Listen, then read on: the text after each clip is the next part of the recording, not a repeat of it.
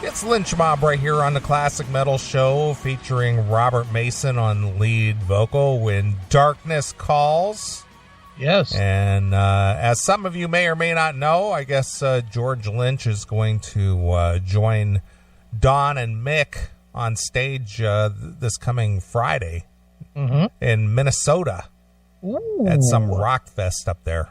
Fun. Yeah. So I don't know a whole lot about it. I know that there was talk about it for the last couple of months that the promoter for this rock fest had made some kind of, asked if that could possibly take place. So I guess you're going to get 3/4 of the original or the most popular lineup of Dokken next week. Yippee! Oh, you're excited about that? That doesn't excite me at all. I know. I'm just being funny. But anyway, that lineup that we just heard with Robert Mason and George Lynch and Mick Brown played together, are currently playing together again. Yes. And this also features Jeff Pilson as part of this mix. So it's everybody except Don. Right. And they did this before about 8 or 10 years ago. Mm-hmm. And what did they call it? Something to the Empire? No, it was it was Tooth and Nail, but it was TNN. And Slave to the Empire was the record. Yeah, Slave to the Empire. Right. And it featured Robert Mason as well as a bunch of other people sang on that and whatnot. But they had announced that they're working together again, and the tentative name of the band was called Super Stroke, which was terrible. But they came up with something that isn't as good either. Yeah, it's not any better. Yeah. I know. I saw this week, and I read the article twice to say, is that it? The end? The end. The end. It's like, all right, if that's the best you could do, then it should be the end. I mean, Jesus God, come on, really? That's the name? Couldn't they come up with something? Anything? Yeah. Call it Locken. Lynch Dokken. Right. What would be wrong with that? I don't know. Anything. It's like, how unmemorable could that be? Hey, we're the end. And here's a song that you remember when we were all, except for this guy, in another band. And here's another song that we all played except for this guy in another band. Right. And here's another song that we played in another band. And here's another song that some of us played in another band. Here's Lynch Mob. Right.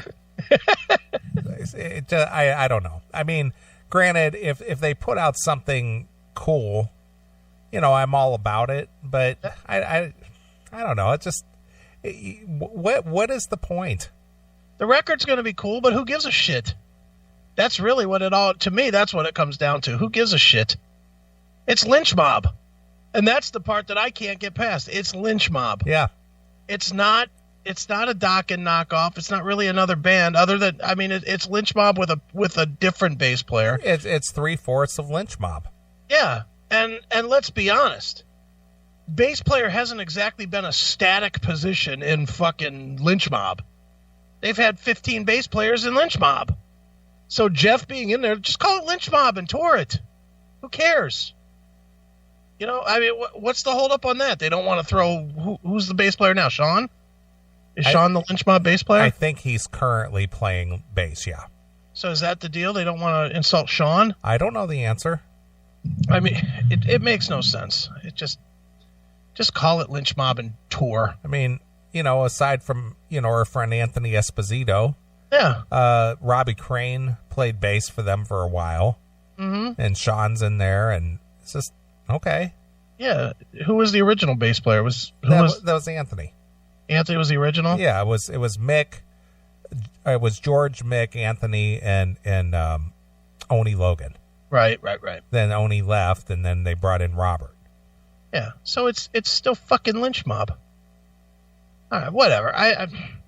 I look forward to the record because I like Robert Mason's voice, and I like Lynch's guitar when he's playing that kind of guitar. Right.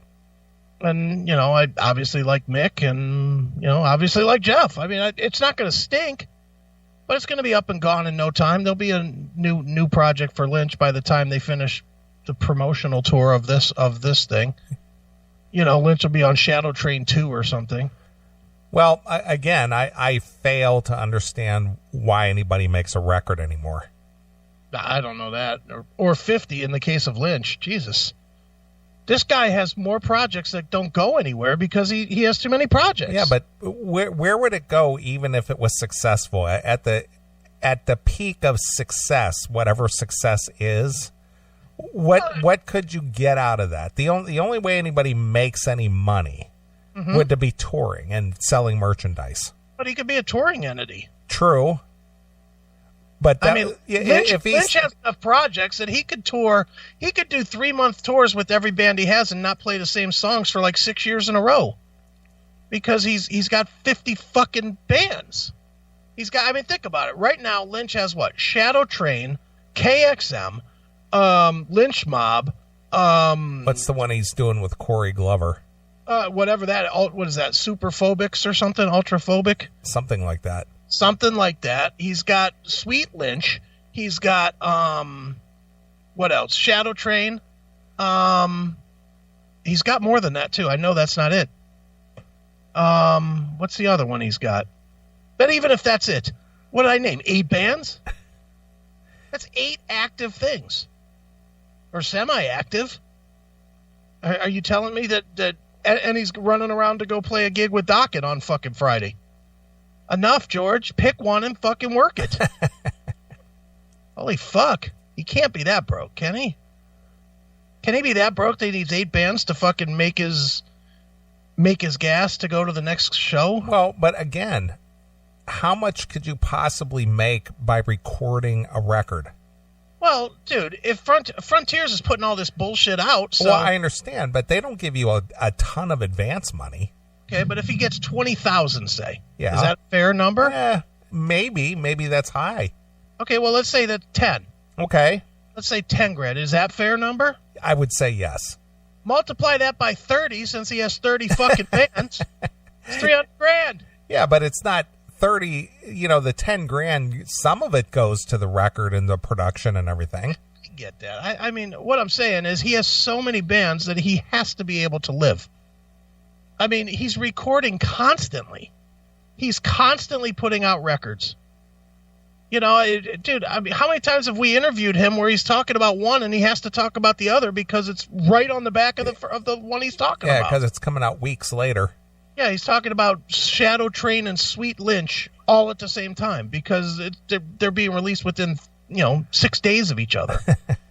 It's crazy. He's got too much music and he's diluting his own brand.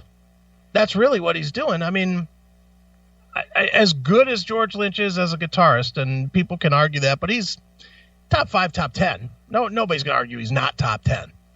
And if he's a top 10 guitar player, he's still diluted it to nothing because there's not a singular project that you go to fucking spend money on. Right? I would agree.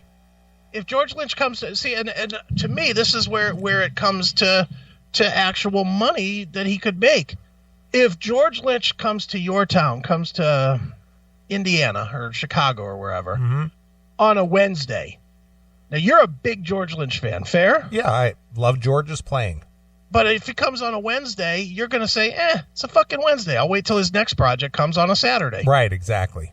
You're just not going to waste your time going to go drive into fucking downtown Chicago on a fucking Wednesday. Yeah, I love Armored Saint. They played at a little place called Reggie's.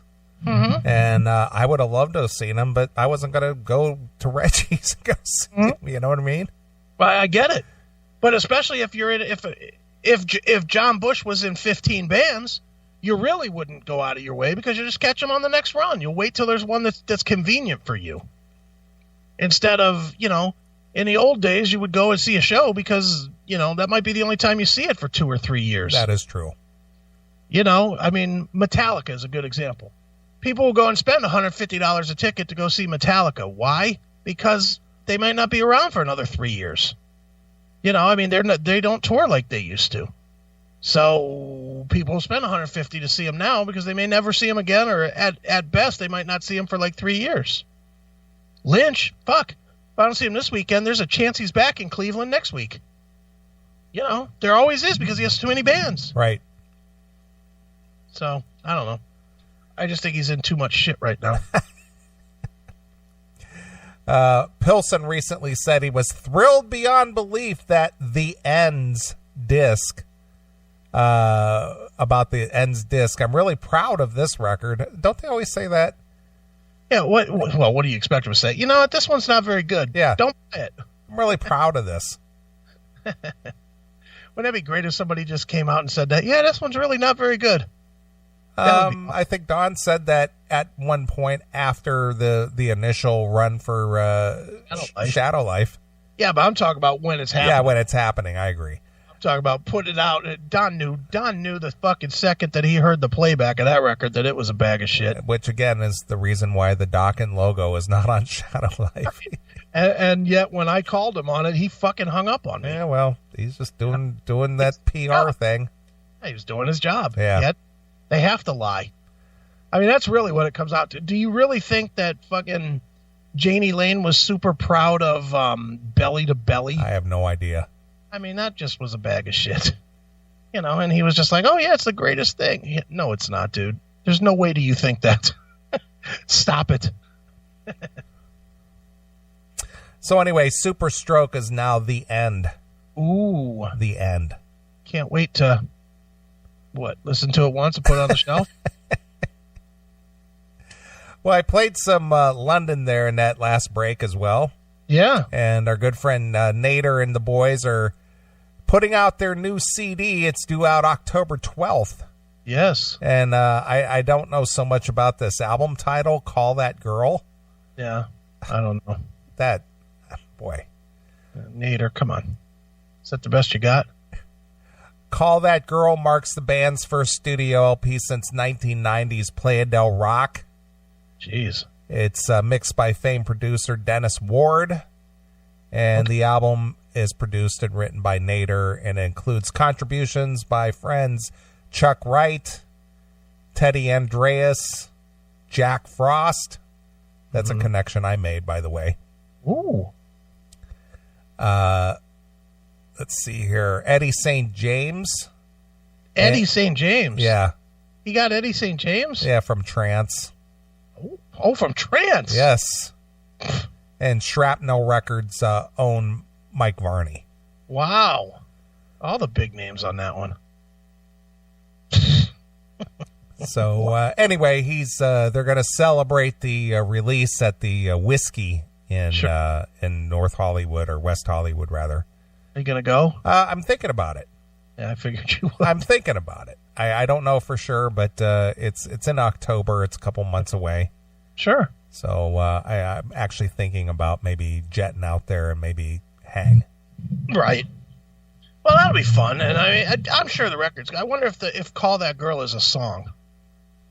If that's like the name of a song. Well, I'm sure it is, but that's the name of the album too. Well, maybe it's the best song. Who knows? Call That Girl. Yeah.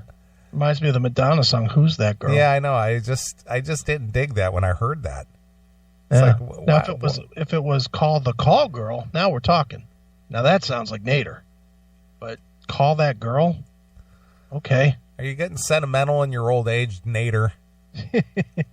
Watch this be like all love ballads and shit. Wouldn't that be funny? Yeah, it would be. Nader just did the whole album of just soft ballads, singing to his chick. Yeah, I don't see that happening, but looking forward to it. As you know, I'm a huge London fan, and you were very instrumental in getting me hooked up with Nader to begin with. Sure. Way back in 2004. Long time. Yeah, and we just hit it off the first time we talked. Yeah. Oh, we got to get Nader back on. It has been entirely too long. Yeah, I agree. But, I was in Vegas back in April. Yeah. And I was there for several days, and he lives there in Vegas. Right. And I'm just like, dude, come on, let's hook up. Dude, I'm so busy. I got this and I got that. And it's like, dude, you can't break away for a few hours. How about stop being a jizzbag, Nader, and fucking, I'm in fucking town, you dick. Yeah, it's like, well, where are you staying? Well, I'm at the Venetian. Oh, well, maybe I can get over there, say, about noon or 1. You know, maybe we can hang out and have some lunch or something, you know. All So right, I'm just well, like, all right, let's do it. Oh, man, dude, I'm like really, I'm just like really busy. What is he busy doing? I don't know. I have no idea. You know, I'm just finishing up this record, and, you know, I just got just last tracks and things to do. And stop it. It's not 24/7. Just fucking show up and have a sandwich. Dude, I'm so sorry. We'll do it again another day, man. We'll do it another day. Yeah, okay. Whatever. He better do it when he wants us to promote his fucking record. Yeah, man. I'm going to tell Mr. Haircut, fuck off. That's what I say. Yeah. No, I would never tell Nader that. Yeah. So anyway, that's a little bit of music news for you. Sweet. Yeah.